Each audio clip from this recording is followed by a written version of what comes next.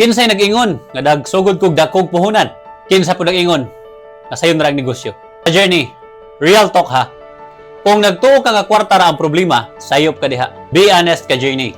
Kapoy na ba ka magunahuna unsaon pagsugod?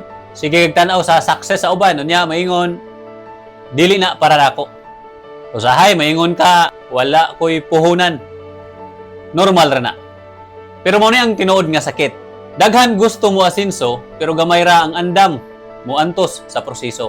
Ka journey, na ako'y basahon nga comment karon kay mao gyud niya ang sentro sa atong topic. I-comment si J Quiapo og mao ni iyang giingon. Ang pagnegosyo dali raman og naa lang kay puhunan.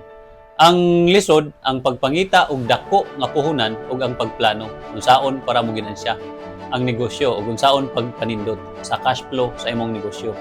Maong giunsa nimo ka journey nganong nagkapuhunan ka og dako.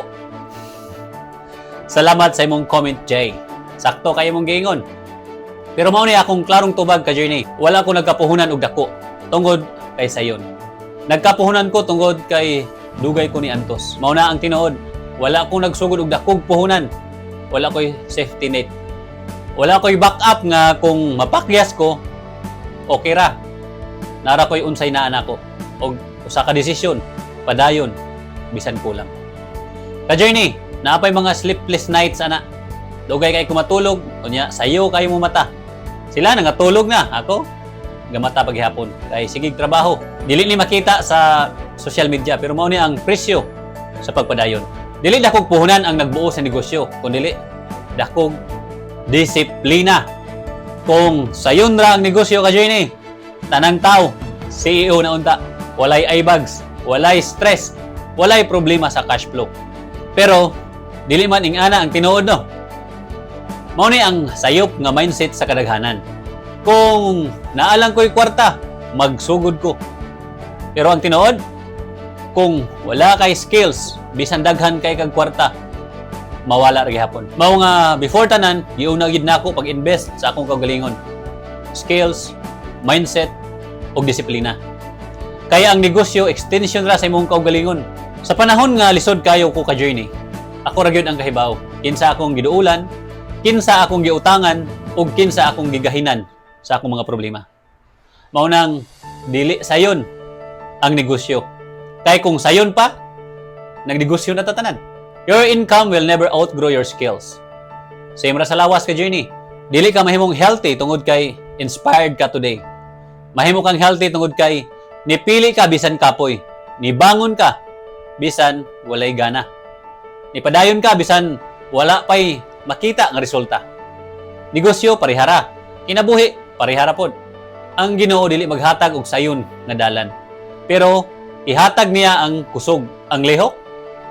Kita ang mubuhat ana. God gives strength and we do the work. Balik ko na to ha, ka journey. Wala ko nagsugod og dakog puhunan. Wala ko maingon nga sayon. Na ako'y sleepless nights, na ako'y utang moments, na ako'y hilom nga pag-antos. Pero na ako'y desisyon. Padayon bisag walay makakita. Ug ang pinaka-importante, giuna na ako akong kaugalingon.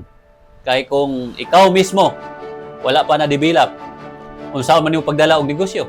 Usahay mangutana sila, unsay imong sekreto? Sekreto? Walay sekreto. Trabaho, disiplina ug balik-balika ang pagka-consistency. Mao ra gyud na. Ka journey, buhatan ni karon. Pili usa ka skill nga imong tun-an karong semana ha. Bisan 30 minutes a day. Comment sa ubos. Invest sa akong kaugalingon kung committed ka. Ayaw paghulat og dakog puhunan. Ayaw paghulat nga sayon ra. Sugdi kung asa ka karon ug unsay naa nimo. Kay ang kwarta mosunod ra kung andam na ka. Push yourself. Kay kung dili ka mo push sa imong kaugalingon, kinsa man di ay.